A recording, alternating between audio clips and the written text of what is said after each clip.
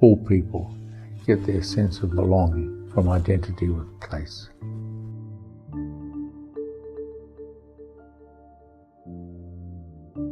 Whenua is a useful phrase because land and place are important measures of identity and the source places of our heritage and history. It goes to make a significant element of who you are. Place names, associations, connections, where you're from, where your relations live. And I greet you from Te Waka o Aoraki, from the canoe of Aoraki.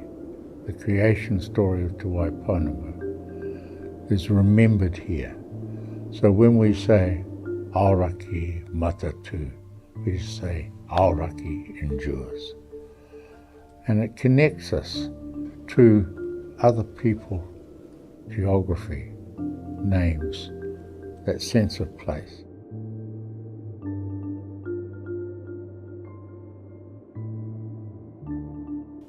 So the Ngāi Tahu Takiwā, at the time Te Tiriti was signed, covered most of Te Waiponamu, Rakiura and the southern islands to the south. That entire area was sold by Ngāi Tahu in a series of purchase agreements that started in 1844 and ended in 1864. The first land purchase was the Otago purchase of 1844.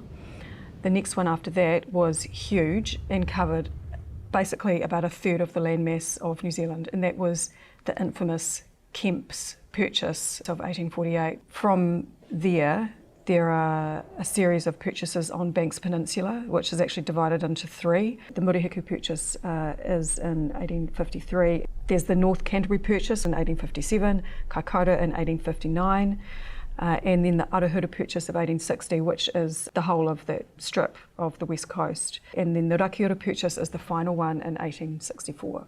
So over that 20-year period, you see just this huge loss of land. And when you look at another map which shows all of the reserve allocations that came to Ngāi Tahu as a condition, as one of the contractual obligations of those purchases, they're absolutely minuscule. It's also really important to note that the inland boundary of the Kemp purchase has always been a contentious issue. Everything inland from the foothills was to remain in Ngāi Tahu ownership. That area between the foothills and the main divide became known to Ngāi Tahu as the hole in the middle, to reflect the Ngāi Tahu opinion that this high country land was never sold.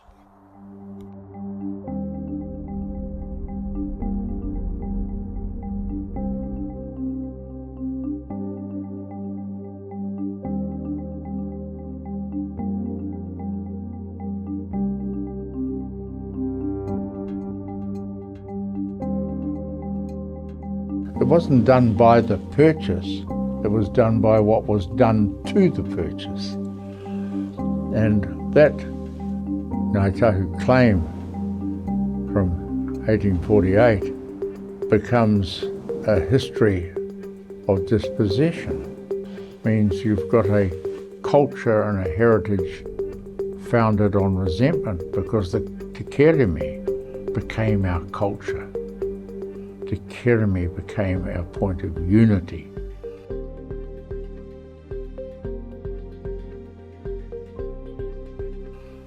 And that was the unity driven by dispossession, driven by resentment. So that's why I have taken the course I have of settlement. A certain number of our people, including some of my close associates, didn't like the settlement because it was depriving them of their identity. And that's why we've had to focus on building the archive, literature, the stories, to build a positive view so we could start dreaming of our forward evolution. So Tipene's library is here, and it's about half of the archive of the physical papers is Tipene's material. Remember this? What was that? The Evening Post? Sunday magazine. Sunday magazine. This man wants 20% of the South Island.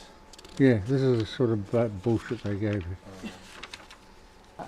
How does that compare Yeah. today, do you think? We're much more accepting of Māori views as a society than we were. I think that was my most important achievement, that I turned our waka around, and your world did not come to an end with the settlement.